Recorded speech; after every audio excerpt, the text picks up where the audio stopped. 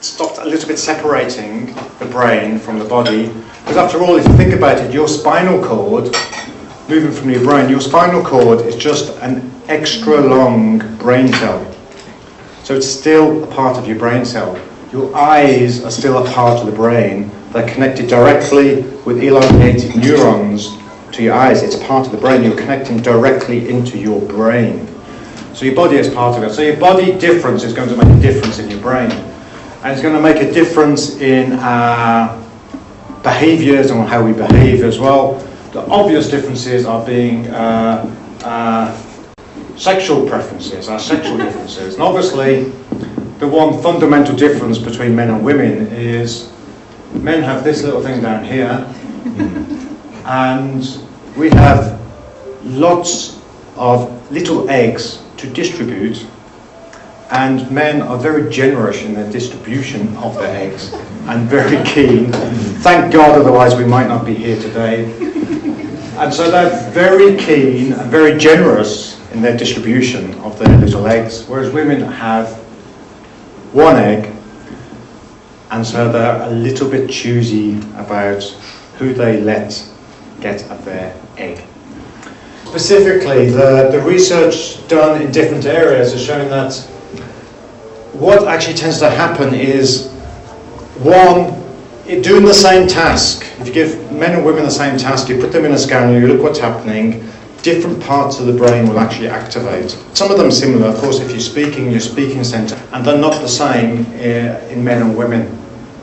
Specifically, what's the difference then? The difference specifically is, Mark Unger said, it's a wire and everything's connected, it's all linked up. Yes, that's true. Women are much more holistic in their thinking.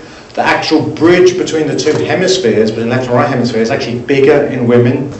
They've got powerful bonding, but they don't really need any words. You just can sit around, as I said, you can sit around fishing for 3 hours and have a powerful male bonding experience without having any sort of conversational interaction at any sort of deeper level. That's why you get these questions, well, what does he do? And he's like, well, I don't know, is he married? Think so. Children? He said something about, yeah, think so. Where does he live? Well, that direction.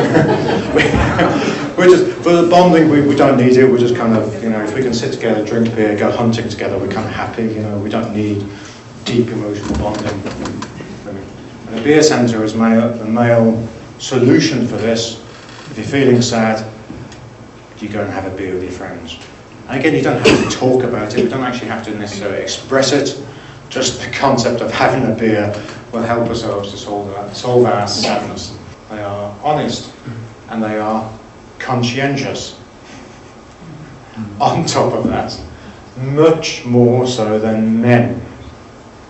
Again, men, we've got this wide spectrum. So we have some people who become the Pope.